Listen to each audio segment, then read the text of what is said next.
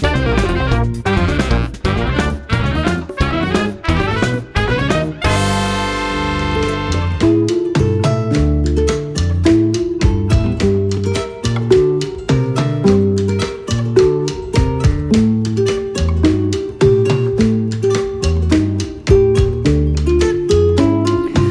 all of Italy's historical cities, it is perhaps Rome that has the greatest power to awe and fascinate the visitor.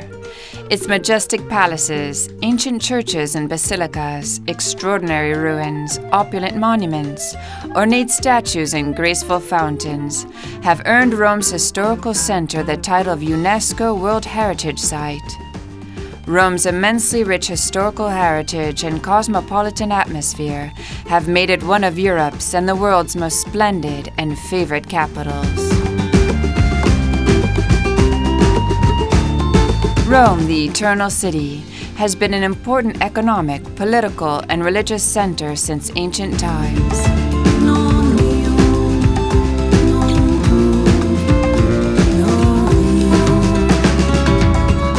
Founded, according to legend, by Romulus and Remus in 753 BC, Rome was first the capital of the Roman Republic, then of the Roman Empire, and finally, from the 4th century onwards, the center of Western Christendom. With more than 900 churches, plus a wealth of ancient pagan temples and synagogues, Rome is an ideal place to explore the holy places of several religious traditions. Set amidst the vast ruins of ancient Rome's urban center, the Basilica Ulpia was a Roman civic building in the form of Trajan, dedicated to the administration of justice and commerce and the presence of the emperor. Many of its columns have remained standing over the almost 2,000 years since it was constructed.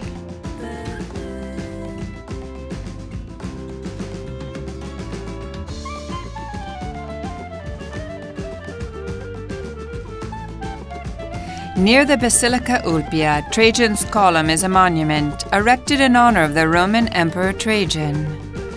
Completed in 113 AD, the freestanding column is most famous for its spiral bas-relief, commemorating Trajan's victory in the Dacian Wars. Its design would provide inspiration for numerous victory columns over the centuries.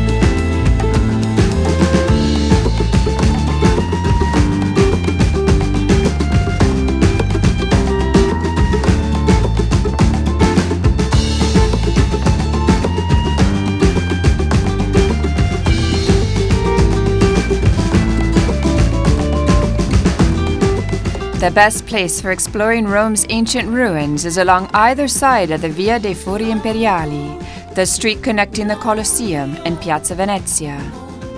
Constructed between 1931 and 1933, this road allows visitors to admire the glory of Rome's ancient forums, amidst an archaeological park stretching all the way to the Appian Way. Located along this street, Trajan's Forum is chronologically the last of Rome's imperial forums.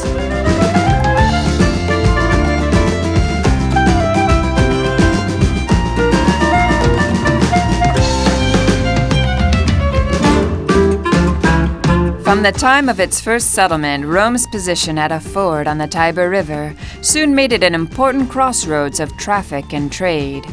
For almost 1,000 years, Rome was the largest, wealthiest, and most powerful city in the Western world, with dominance over most of Europe and the Mediterranean Sea. Even after the fall of the Roman Empire in the 5th century AD, Rome maintained its considerable importance and wealth.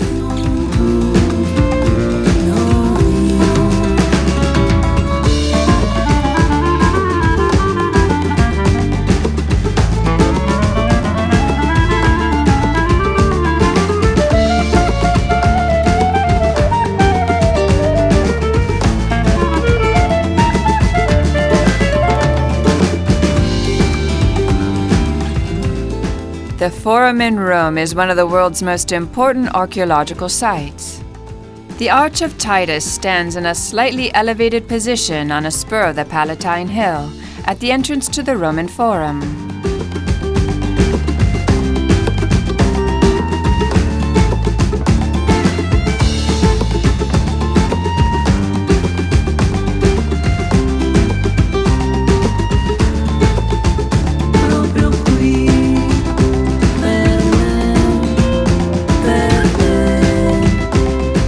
Roman ruins come in all shapes and sizes, from the majestic to the humble. Some stand nearly untouched by time, while others offer a mere glimpse of their former grandeur. But all provide an incredible snapshot into the civilization of the ancient Roman people. The gods they venerated, their architectural prowess, the entertainment that thrilled them, and the decorations and amenities of their homes.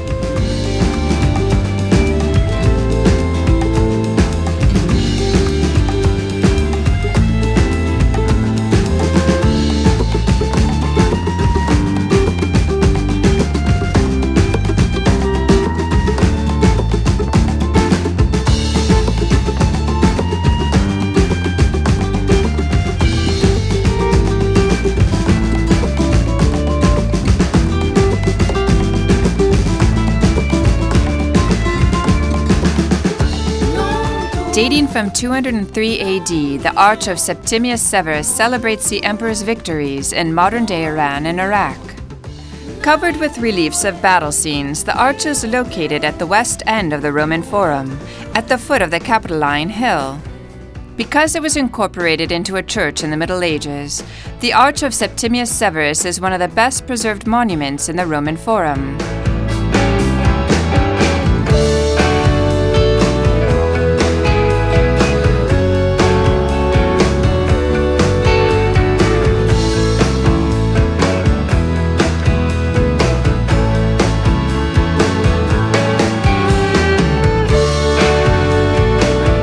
The Roman Forum, situated in the area between Piazza Venezia and the Coliseum, is one of the most important archaeological sites in the world.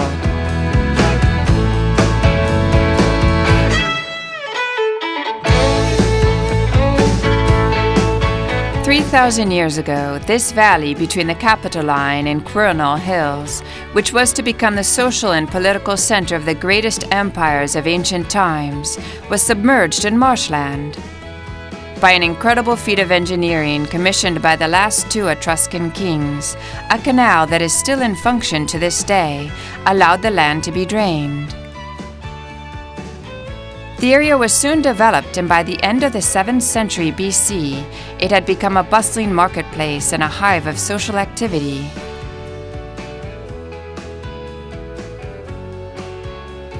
Towering Ionic columns stretch proud yet fragmented into the Italian sky, while ancient porticos stand guard over the empty shelves of buildings that were once the centers of commerce, justice, and worship for the city. Relics of the ancient Roman Forum sit stoically amidst the short grass and giant boulders that have invaded its vaunted boundaries. The stairs where the great leaders of Rome once stood now lead nowhere. The foundations of the temples where the citizens dutifully prayed now rest in disarray.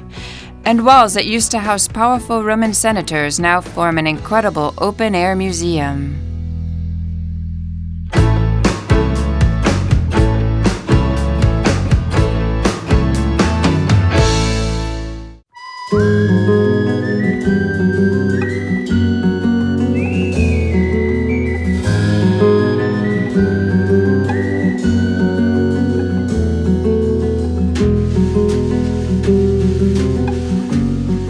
Not far from the Roman Forum, the Theatre of Marcellus is the only surviving ancient Roman theatre used to stage plays. Julius Caesar began its construction to dwarf the nearby theatre of Pompey, his bitter enemy. Augustus, when he completed the building, named it after his daughter's husband, Marcellus. Before then, theatrical performances were held in temporary wooden structures put up whenever needed. This permanent theater fixed the plan for the classical Roman theater, a horseshoe auditorium that was built of masonry and not into a naturally formed basin. The scenery consisted of a high backdrop wall of various levels, decorated with columns, niches, and statues. The original appearance was altered in the Middle Ages when a fortress was constructed in the building by the Pierleoni family. And yet again in the 16th century, when it was transformed by Baldassare Peruzzi into the residence of the Savelli family.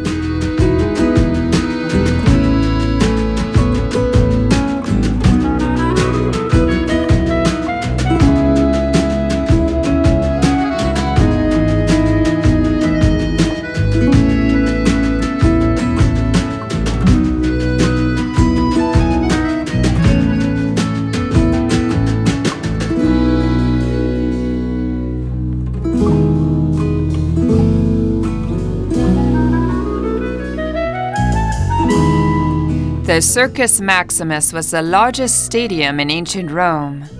Built in the 6th century BC during the time of the Tarquins, at one point the circus could seat some 250,000 people, or 1/4 of Rome's population. At the height of the Roman Empire, these races were a manifestation of its wealth. Anywhere between 20 and 60 days a year were devoted to them.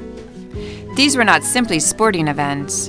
From sunrise to sunset, Romans from every corner of the empire would travel to witness a combination of religious ceremonies, public gatherings, and an average of 25 races per day.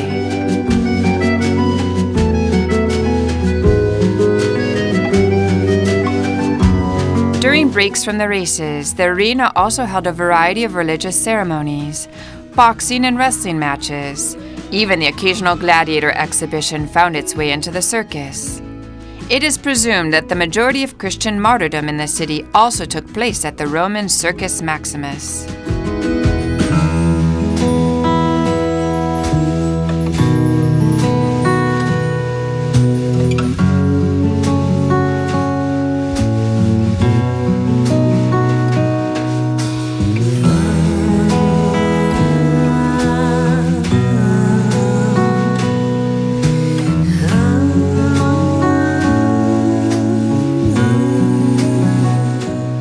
Better known as the Coliseum, the Flavius Amphitheater is the biggest and most imposing building of its kind from the Roman era, as well as the most famous monument from ancient Rome.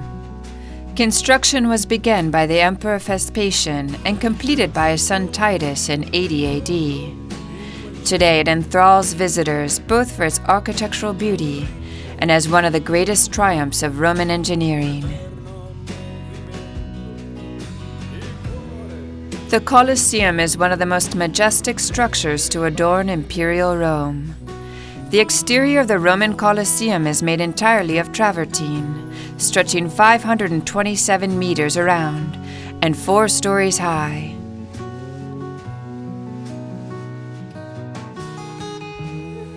The arches of the 2nd and 3rd stories were originally filled with statues. There were 80 entrances, with the 2 principal ones reserved for the emperor and his entourage.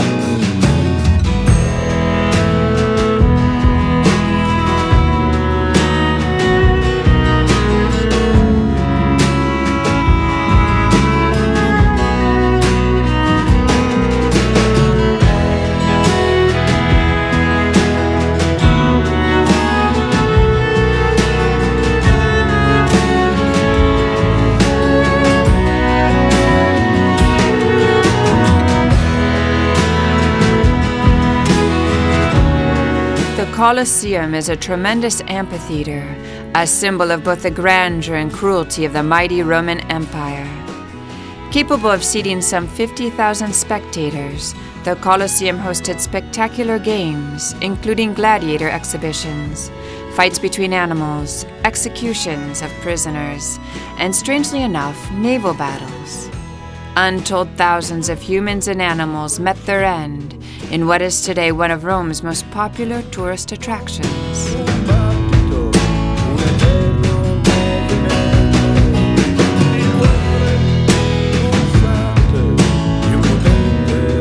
The tiers of seats were inclined in such a way as to enable people to get a perfect view from wherever they sat.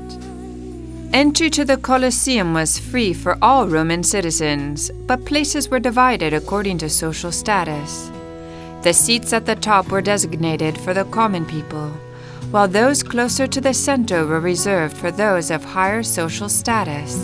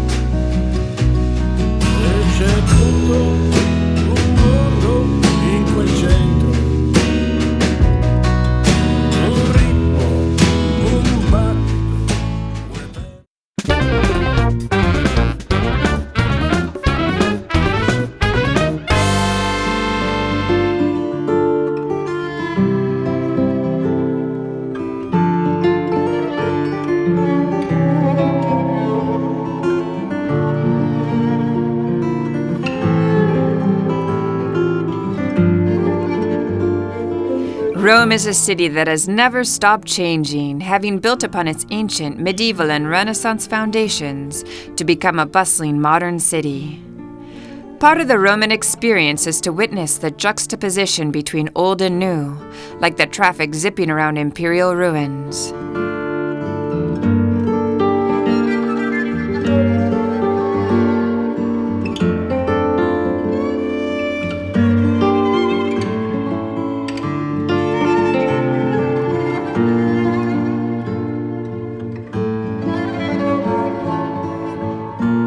Beautiful sunny weather is typical of Rome year-round, and on such a day, one of the best ways to see the city's most important sights is aboard a tour bus. As in many other European cities, Rome offers open bus tours that allow visitors to see the city from another perspective, high above the city's busy streets. It's a pleasure to be taken around the center of Rome without the hassle of boarding overcrowded public transport or walking long distances under the hot sun.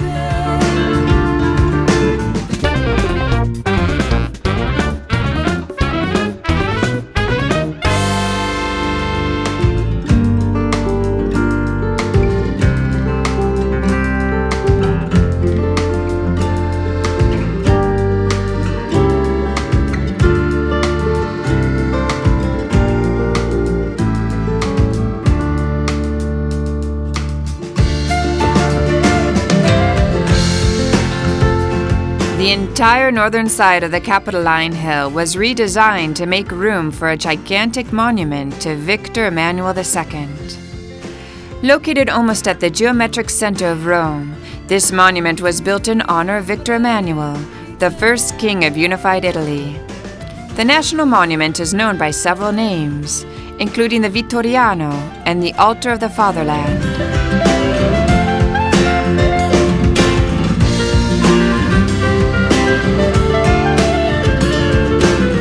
The National Monument is one of the city's most impressive attractions, complete with intricate engravings, impressive statuary, and beautiful art.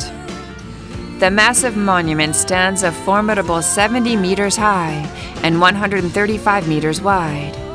Corinthian columns, broad fountains, wide staircases, and a statue of Victor Emmanuel upon his horse are all on display.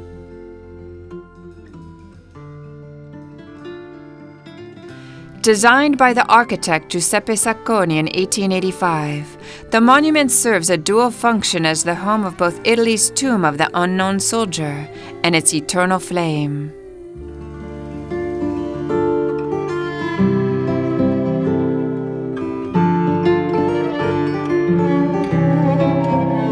Locals affectionately poke fun at the monument, likening it to a wedding cake, a Victorian typewriter, and even a set of dentures. Some think it looks out of place because its marble is too white and that it looks too new amid all the impressive ancient artifacts that surround it. The monument is nevertheless well worth the visit, if only for the great views to be had from the top.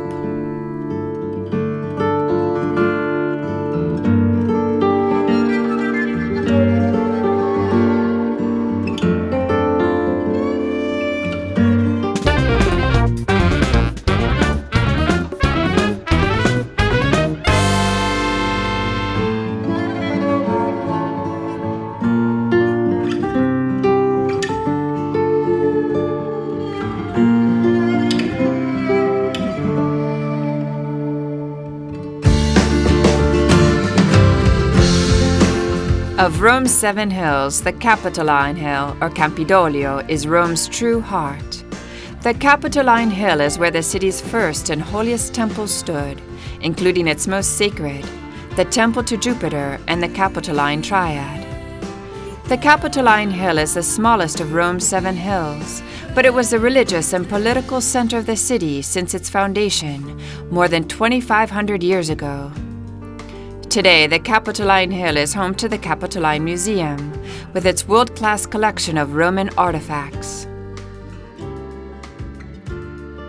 The long, beautiful staircase to the Piazza del Campidoglio is known as a cordonata.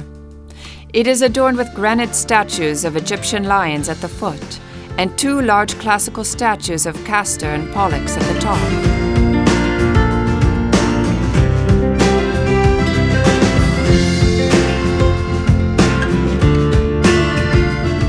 At the center of the square is a replica of an equestrian statue of Marcus Aurelius.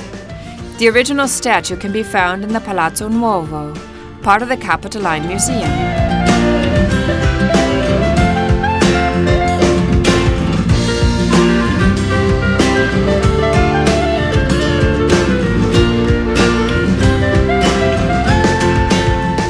The Cordonata leads up to Michelangelo's spectacular Piazza del Campidoglio.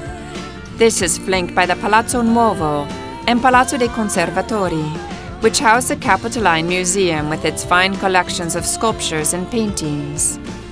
As Michelangelo's preeminent urban set piece, the piazza embodies the majesty of Renaissance Rome.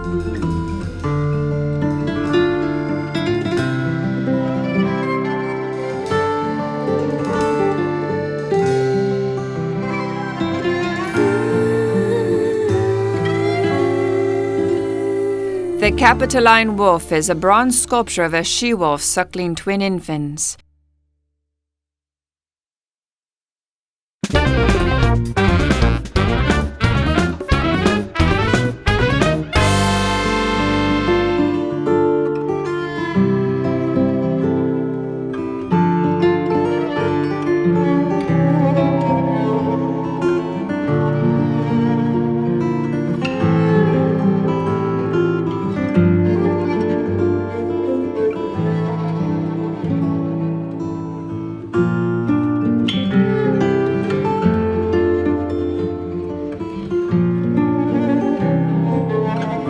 The Baroque surroundings of the Piazza De La Rotura, including the marble fountain designed by Giacomo della Porta and topped by the small obelisk of Ramesses II, offer a pleasant visual contrast to one of the most famous and best preserved of the surviving ancient Roman buildings, the Pantheon.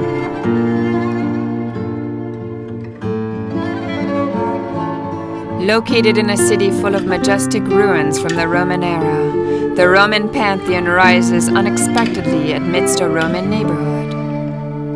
Of all the imposing monuments constructed during the heyday of the Roman Empire, this one alone still stands. The Pantheon was dedicated to Pantheos, all the gods. Later, when it was consecrated a church, it was dedicated to the Virgin Mary and all the martyrs. As a best-preserved example of monumental Roman architecture, the Pantheon was enormously influential on European and American architects from the Renaissance to the 19th century.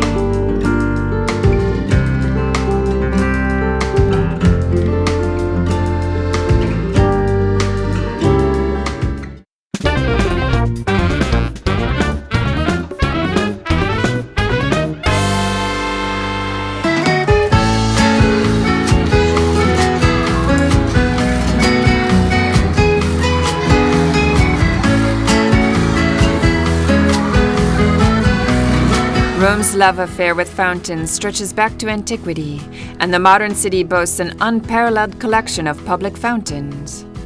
In Baroque Rome, fountains were thought to reflect the generosity of papal families.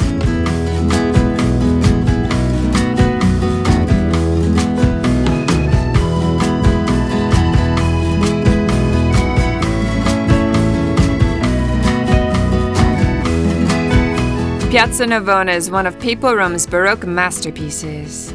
The visual harmony of its forms and colors give it an unsurpassed elegance that is enhanced by the surprising contrast of architecturally sober houses that alternate with a number of monumental buildings and fountains. The main decorative elements of the piazza are its 3 fountains fed by the Acqua Virgo aqueduct and designed by master sculptor Gian Lorenzo Bernini.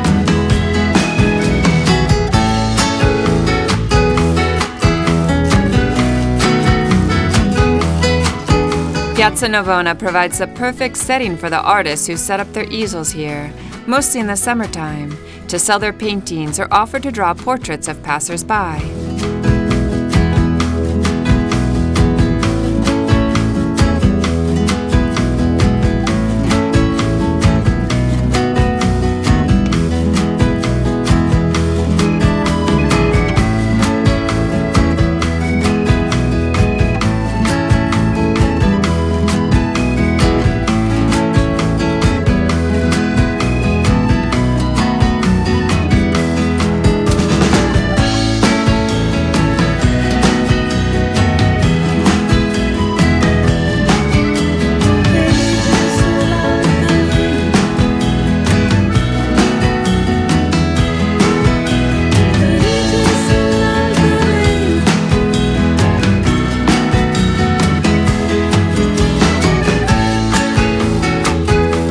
The most remarkable of Piazza Navona's 3 fountains is the Fountain of the Four Rivers, the perfect expression of Bernini's consummate artistry.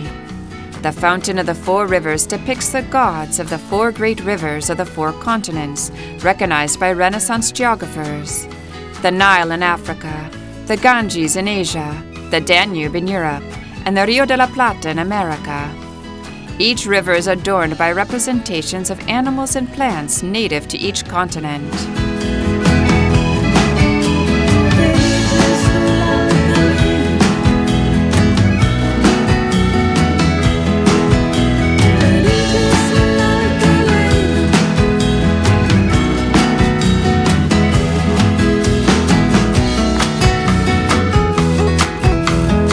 Behind the Fountain of the Four Rivers rises a church of St. Agnes in Agony, whose facade is considered one of the masterpieces of Baroque Rome.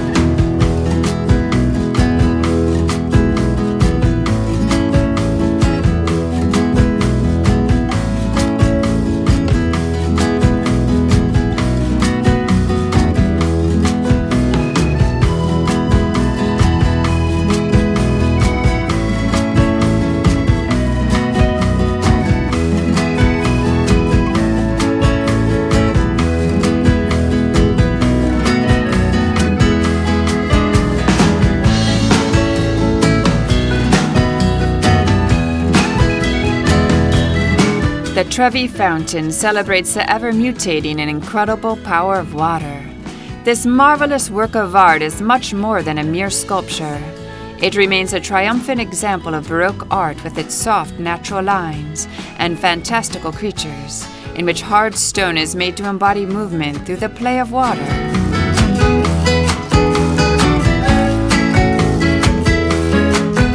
The fountain is a true wonder, a gem nestled between the palaces of Rome's historic center.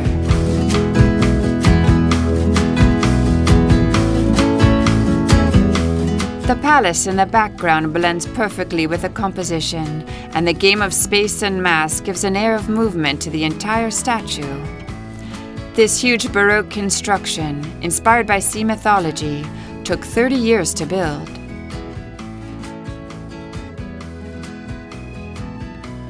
The smooth rocks and cascading water are admired by millions of tourists every year.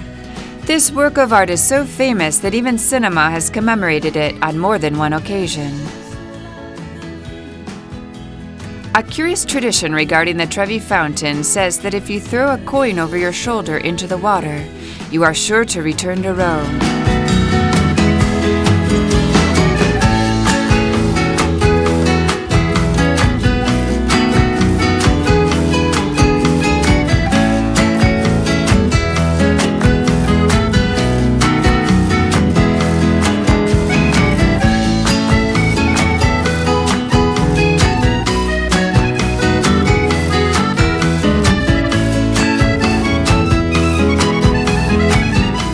There is perhaps no other city in the world that has more waters and fountains than Rome. It has been this way since the Roman era, when 11 aqueducts, themselves marvels of ancient engineering, supplied thousands and thousands of liters of water to the city every day. The Renaissance popes decided to renew and beautify the city that over the centuries had fallen into decay by promoting important works such as the building of new bridges, the restoration of the ancient aqueducts, and above all, the creation of public fountains, which, in addition to providing a useful service to the population, adorned the city's squares. The Fountain of Triton is without doubt one of the most beautiful in the city, especially for the naturalism with which the artist represented the sea monster, half man and half fish, seated on the valves of an open shell.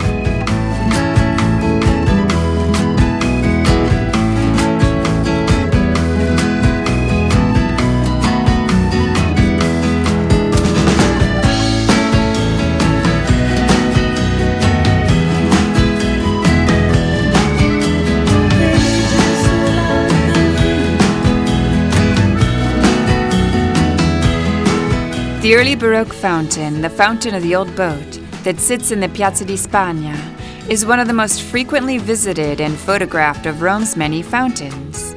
The structure, which recalls a sunken boat, was commissioned to commemorate the Tiber flood that devastated Rome in 1598.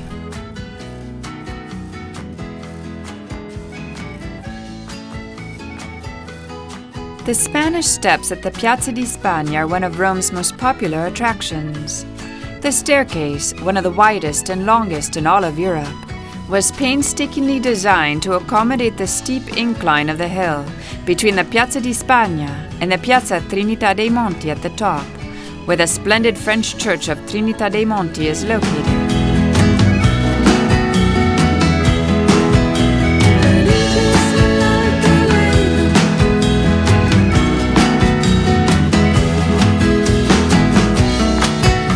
The obelisk just in front of the church was originally located in the gardens of Sallust. The hieroglyphs adorning its sides were copied from the obelisk in the Piazza del Popolo.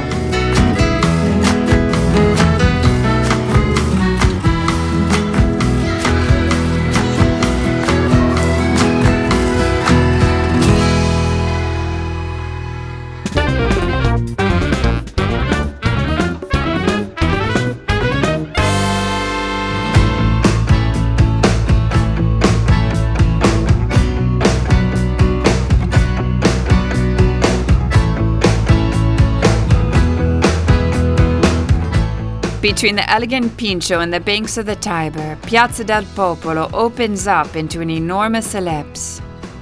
Churches, fountains, monuments, and marble memoirs of historic events in Rome, both ancient and modern, tastefully embellish this massive square. Since antiquity, the city's northern entrance formed a vestibule into the city through the gate in the Aurelian walls. Now known as the Porta del Popolo, or People's Gate, it has had various names over the centuries.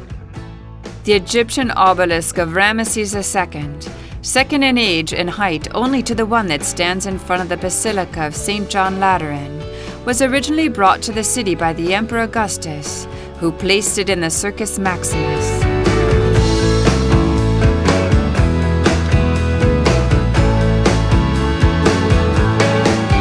On the east side of the piazza, against the steep slope of the Pincio, is the terminal of the aqueduct, with a fountain representing the goddess Rome, armed with lance and helmet.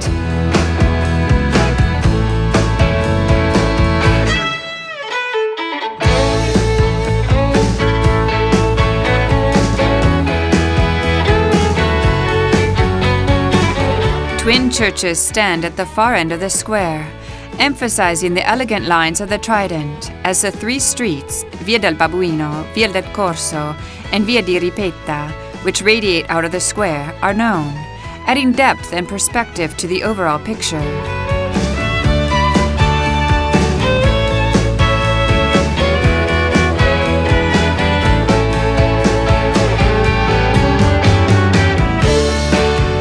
Large marble groups stand at the center of each hemicycle of the square. Here Neptune is depicted between two tritons, a typical Baroque theme developed in the neoclassical style. Rome's splendid squares contribute greatly to its considerable charm. Any visit to the city must include time to soak in the main squares, each of which enchants with its unique atmosphere.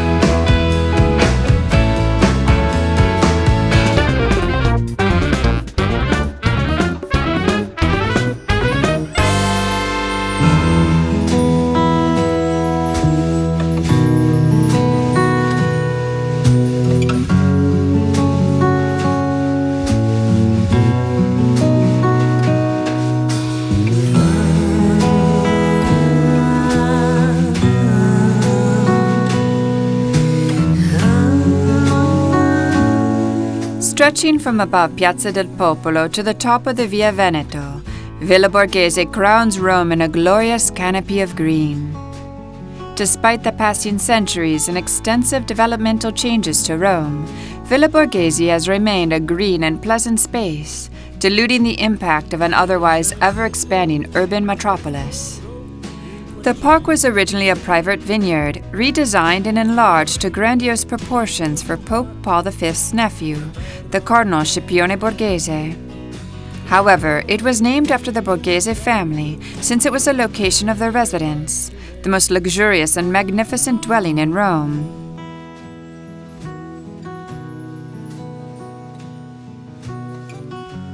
The secret garden is a charming feature characteristic of Italian parks and gardens of the Renaissance and Baroque periods, when there was a revival of interest in all things ancient. These lovely enclosed spaces, often near their owners' homes, were reserved for privileged guests. Such places are imbued with an atmosphere of seclusion, secrecy, and tranquility, adding new dimensions of beauty to their surroundings. In the 1700s, after a major expansion and restoration project in the park, the lake garden was added to the Valley of the Plane Trees by the English designer Jacob Moore. During the 19th century, it became a center for festivals and public events, often with flamboyant and colorful firework displays and water games in the fountains or on the lake.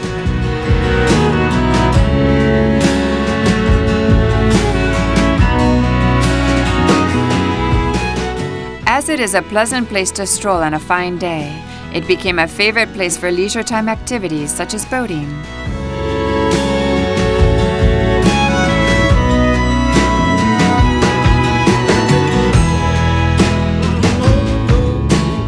With its tranquil atmosphere, graceful trees, relaxing fountains, romantic walkways, and evocative views of the city set off to perfection at sundown, the lake and secret gardens are the perfect spot to while away a summer afternoon.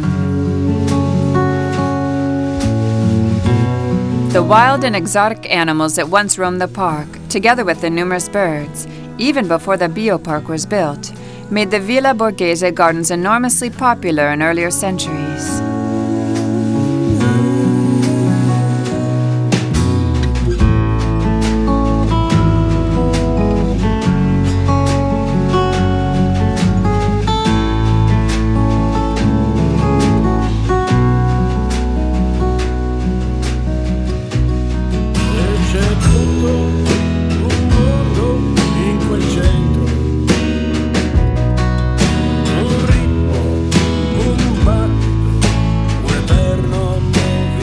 Villa Borghese is the largest public park in Rome.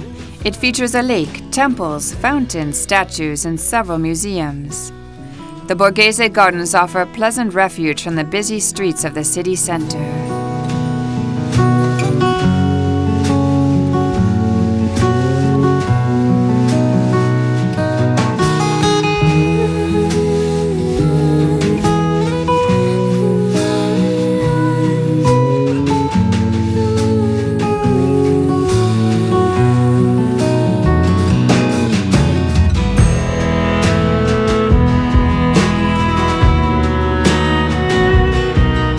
Dating back to the 17th century, the principal role that the Piazza DeEspana fulfilled before becoming Piazza della Repubblica was as the site of the city meat market.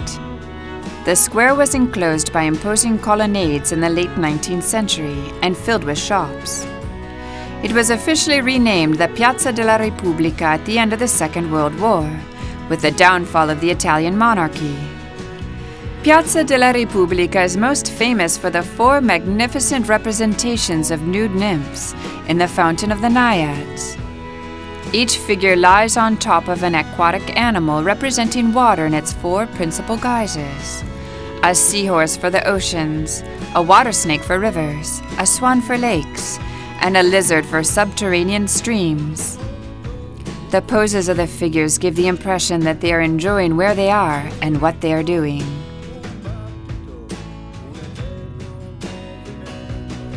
Santa Maria del Popolo ranks as one of the most important monuments from the Roman Renaissance, not only from an architectural point of view, but also in terms of the paintings and sculptures that distinguish this place as a museum of Renaissance art.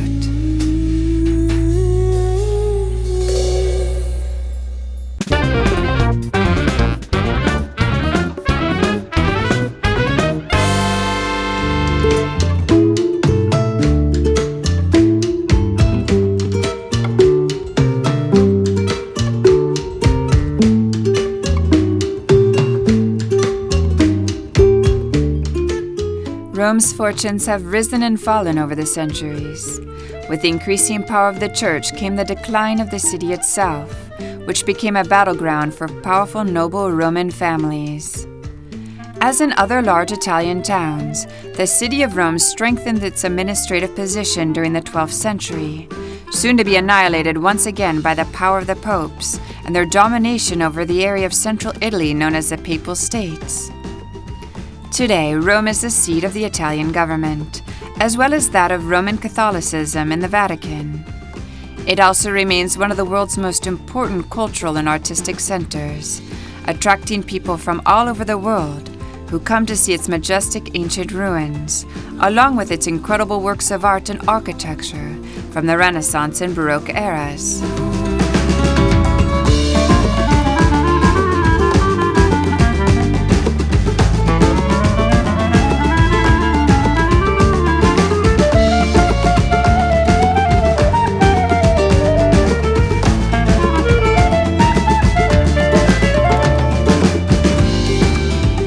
Best known for the Porta della Verità in its porch, Santa Maria in Cosmedin is one of the most interesting churches in Rome, with important medieval art, an unusual crypt, and an atmosphere of antiquity. Dating from the 6th century, this multi-layered complex was later transformed and expanded into a larger church, most of which still stands today, when Greek refugees fleeing the iconoclastic conflicts in the East settled in Rome.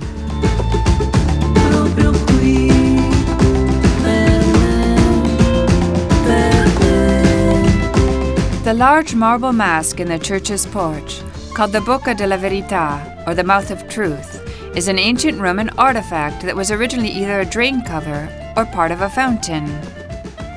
Its name and popularity derive from a medieval legend that if a liar placed his hand in its mouth, it would be bitten off. Today, visitors line up in the porch for their turn to be photographed with their hand inside.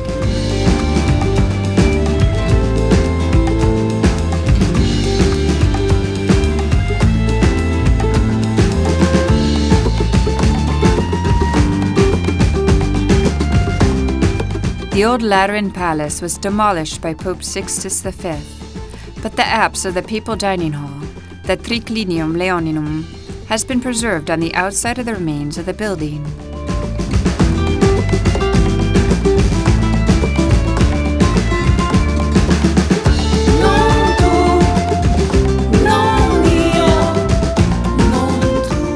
Dedicated to John the Baptist and John the Evangelist, the Basilica of St. John Lateran is the first among Rome's 4 major basilicas.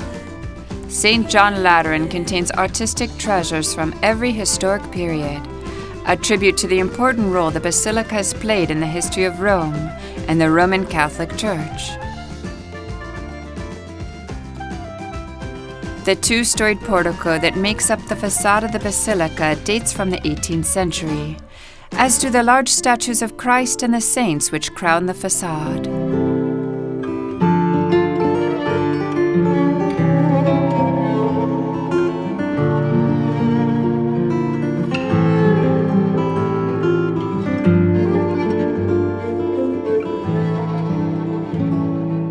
The basilica's late Baroque facade was designed by Alessandro Galilei. Its colossal entrance doorway is framed by enormous paired Corinthian pilasters, uniting the facade in the manner introduced by Michelangelo on the Campidoglio.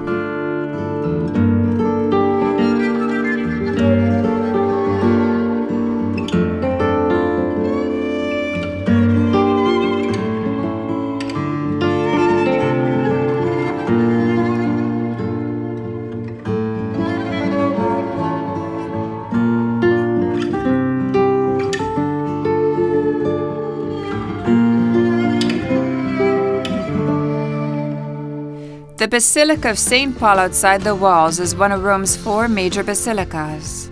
Originally founded by the Emperor Constantine in the beginning of the 4th century, the Basilica of St. Paul is the burial place of St. Paul the Apostle. The church is located outside the Aurelian Wall, hence its name. It features a fascinating array of historical, religious, and artistic sites to explore. Since its earliest construction, the basilica has had a tumultuous history, having first succumbed to Saracen invaders and later to fire. The colossal statue of St. Paul that stands right at the center of the atrium was the work of the sculptor Giuseppe Aubici.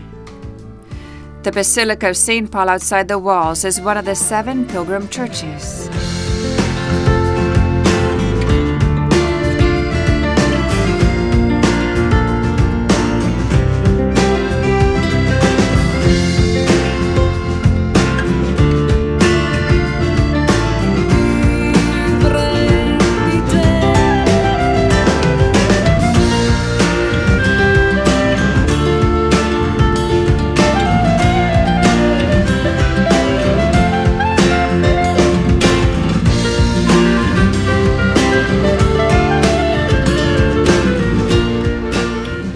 The Basilica of St. Mary Major is another one of the 4 patriarchal basilicas of Rome, as well as one of the 7 pilgrim churches.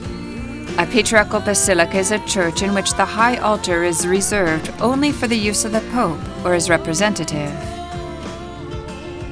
Set atop the Esquiline Hill, the Basilica of St. Mary Major is considered one of the most beautiful churches in Rome, even though much of the exterior was altered by renovations in the 18th century.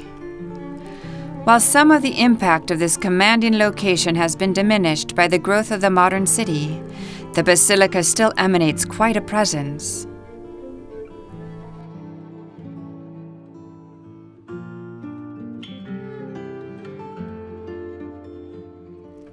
St. Mary Major stands on the site of an ancient temple to the goddess Cybele.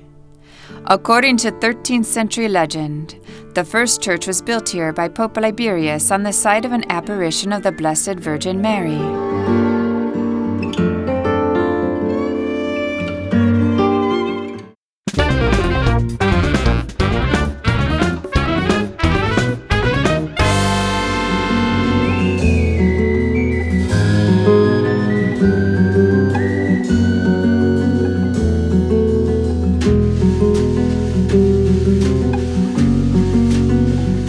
An interesting walk follows the winding route of the Tiber River through the heart of Rome, revealing many fascinating sights of the other Rome. Up until the construction of the embankments in the late 19th century, the Tiber was completely navigable and characterized by an unending sequence of buildings that faced onto the river and were reflected in its waters.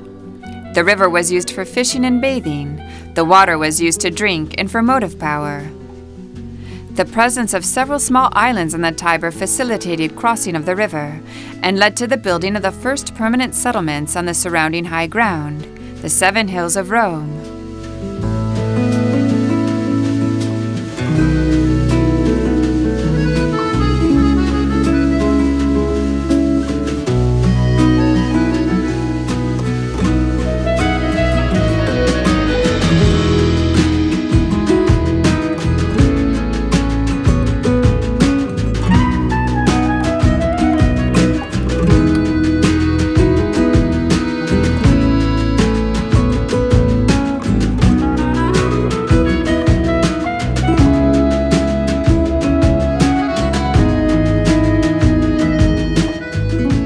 It would be difficult to find another city that offers as many important cultural works that have had such a profound influence on the evolution of art and architecture, and in such a small area. The fascination of the Eternal City, with its history, legends, secrets, and traditions, has endured over the centuries.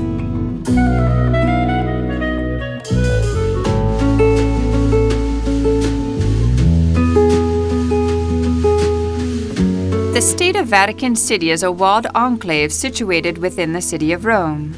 It is the smallest country in the world, both in terms of population and surface area.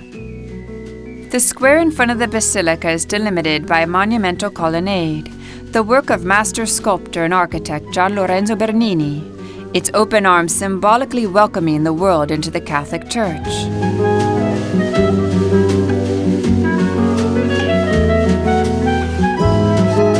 It is 340 meters wide, with a 240-meter central ellipse enclosed by 4 rows comprising 284 columns with 88 pillars.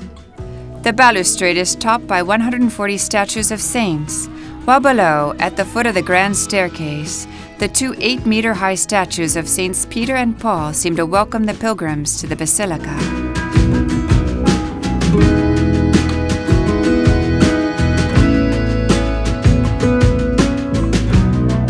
St. Peter's Square is Rome's largest square. In Roman times, it was the site of the Circus of Nero, where St. Peter was crucified. The largest church in Christianity, St. Peter's towers over Vatican City like the hand of God. Supposedly located upon the hallowed ground on which its namesake was crucified, construction on St. Peter's Basilica began in 1506 and would continue well into the following century. In the center of this square stands a towering obelisk.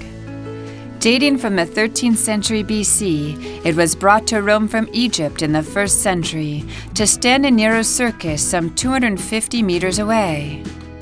Including the cross on top and the base, the obelisk rises 40 meters high.